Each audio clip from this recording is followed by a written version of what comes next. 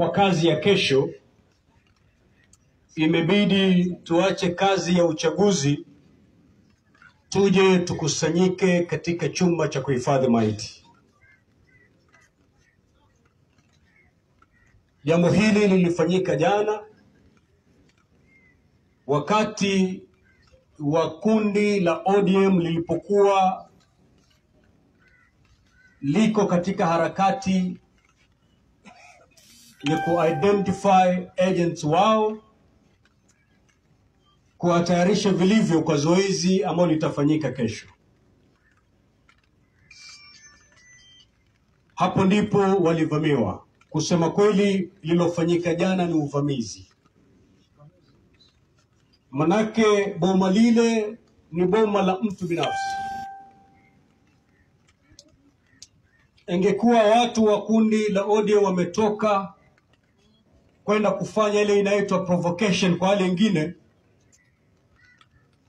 tungesema pengine walichochea kifo hiki.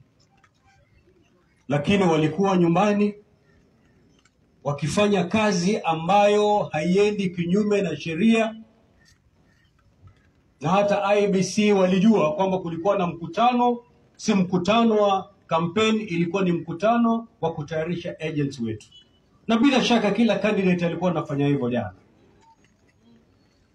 Lakini ni candidate wetu na kundi lake peke yake ambao walivamiwa, na katika uvamizi huu tukampoteza Mzee Jola Ngumbao.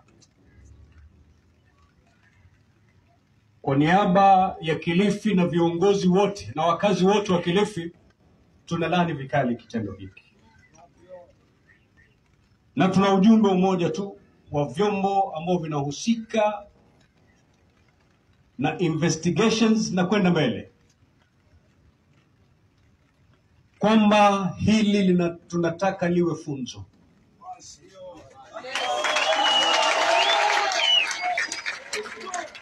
Si Malindi, si Kilifi, si Pwani, Kenya mzima, kwamba ikiwa kuna mwanasiasa mwenye akili tahira ambaye anafikiri atutumia ujambazi, atatumia polisi, atatumia bunduki kujikweza katika ngazi ya kisiasa, ole wake, wakati umekwisha.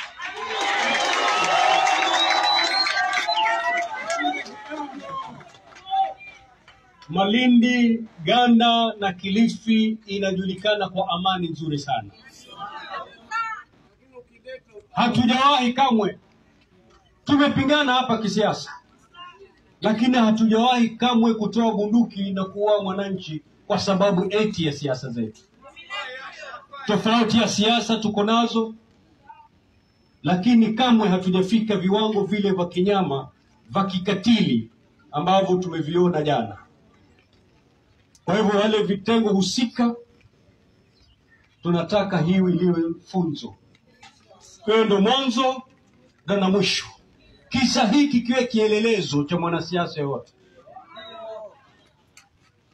kwamba hakuna faida, hakuna malipo wakati mwanasiasa anatumia vitu kama hivi.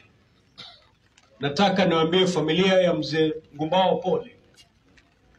Tunataka kuambia yule candidate wa chama cha ODM pole. Mimi nilimpigia simu jana, hakuweza kuzungumza. Analia, anambia governor, nimepoteza mzazi wangu. Hii ni siasa aina gani? Hii si siasa tena, ni unyama. Huu ni unyama.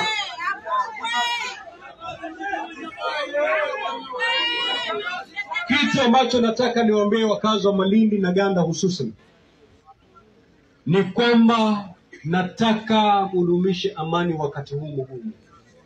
Total peace. Najua tuna hasira, lakini mjuavyo hasira hasara. Hasira zetu tukianza kuzionyesha kwa vitendo, kwenda hata uchaguzi ukafutiliwa mbali. Atapata hasara ni nani? Ni sisi. Tudumishe amani ili kesho tupige kura kwa amani. Ile dhamira yao mbovu tuishinde kwenye debe la kura, si kwa masumbwi, si kwa mabunduki wala mikuki. Kwa hivyo naomba wakazi wa Ganda na Malindi kwamba tutulie. Nimezungumza jana na mkuu wa polisi IG, Inspector General. Nikazungumza pia na Regional Police Commander wa Pwani mzima, na usalama uko sawa. Kile kitendo cha uoga kilichofanyika jana kisiwe kigezo cha eti hakuna usalama katika sehemu hii. Watu wa Ganda msiyumbe, kesho mtoke 100% kwenda kuchagua kiongozi wao. Kila mtu atoke na kura yake akampigie candidate ambaye anamtaka yeye mwenyewe. Kisa hiki kisitumike ili watu wa Ganda waingiwe na woga wabaki majumbani. Hata ikiwa mlikuwa ni mtoke wachache, kwa sababu ya heshima mzee wetu amelala hapa, Ganda yote kesho lazima isimame. Kwa kumbukumbu ya mzee alilala, Ganda yote lazima kesho isimame wima, ili mfanye ile haki yenu ya kidemokrasia ya kuchagua ni nani mnayemtaka. Lakini letu tu ni kusema kwamba macho yetu sasa yanaangaza katika vitengo ambavyo vinahusika na mambo ya haki. Mzee alilala hapa lazima apate haki yake. Mzee mnyonge aliuawa katika boma lake.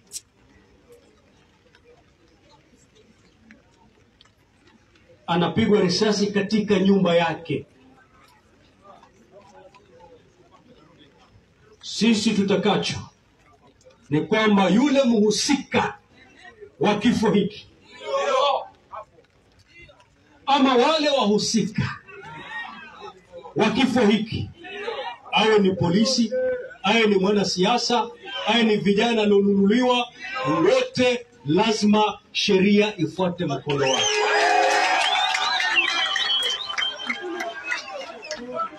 Kwa hivyo nataka niwahakikishie wakazi wa Malindi na Ganda kwamba hili jambo hatutaliacha tu hivi hivi lipite kama upepo. Kifo cha mzee huyu kitatuliza Kenya mzima. Kifo cha mzee huyu kitakuwa fundisho la wanasiasa Kenya mzima. Nyinyi mlikuwa mashahidi juzi, Mheshimiwa Uhuru Kenyatta na Raila Odinga wakipeana mikono, na baadaye wakazungumza na Wakenya wakasema kwamba hakuna tena, never again will the politics of this country be defined by violence. Wakakumbatiana na tukaanza chapter mpya. Leo hii mtu anaenda kinyume na yale yote ambayo viongozi wa ngazi ya juu wako mbio kuyatekeleza.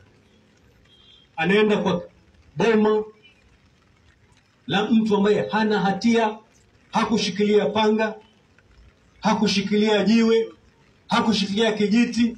Mzee ambaye hana hatia yote amesimama, akapigwa risasi kama mnyama wa porini. Hili hatutaliacha lipotee. Kifo cha mzee Ngumbao hakitayeyuka tu hivi kama sambi. Lazima wahusika watiwe mbaroni, tuone wameshtakiwa na haki iende kwa haki. Hapo ndio viongozi na wakazi wa Kilifi watasimama na watasema haki imetendeka kwa mzee Ngumbao. Lakini kwa sasa our focus iwe kesho. Kwa sasa jambo hili lisiwatoe katika ile azimio lenu la kesho. Maanake kukiwa na ulofu wa nidhamu, kuanzia leo kabla ya kura tutajaribia wenyewe.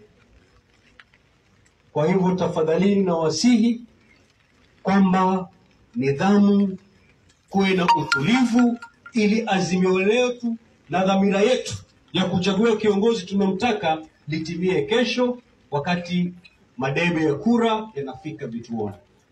Na kama mjuavyo, wakati wa kupiga kampeni uliisha jana. Hatutaki makundi yaanze kupiga kampeni kule. Mkipiga kampeni, mjiwazi, mnaweka kandidati wenyu pahala pabaya. Manake hasa anaweza kuwa disqualified na IBC. Hatutaki. Mmepiga kampeni ya kutosha, ganda imeiva, acheni kesho ganda iamue kwa amani. Nikimalizia, nataka sote tuombee roho ya mwenda zake Mzee Jola Ngumbao. Mwenyezi Mungu airehemu pahala pema peponi. Asanteni sana. Asanteni sana. Naomba wale ambao tutaweza kushirikiana tuandamane sote tuelekee kule kuabudu kwa Mheshimiwa Ruben. Asanteni sana.